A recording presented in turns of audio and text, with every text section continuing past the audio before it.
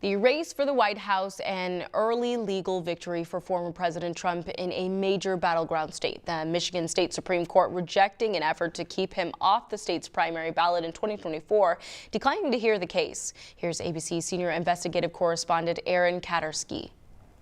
Tonight, a battleground state victory for former President Trump. The Michigan Supreme Court has decided Trump stays on the ballot, declining to take up a challenge by a liberal-leaning group seeking to declare Trump ineligible from running in the 2024 Republican primary based on his attempts to overturn the results of the 2020 election. If there's uncertainties about whether someone should have access to the ballot, you decide in favor of giving the voters the choice to and allow that person on the ballot. Trump lauded the decision, writing on social media the Michigan Supreme Court strongly and rightfully turned aside what he called this pathetic gambit.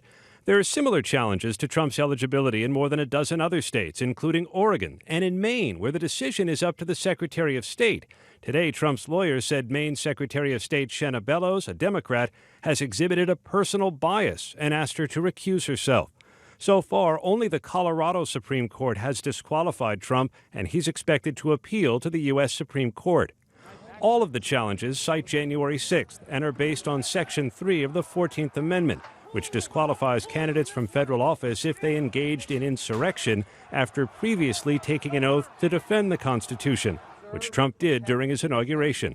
Preserve, protect, and defend the Constitution of the United States. The Constitution of the United States. In Michigan, a lower court said whether the 14th Amendment applies to Trump is up to the political parties that run the primary elections.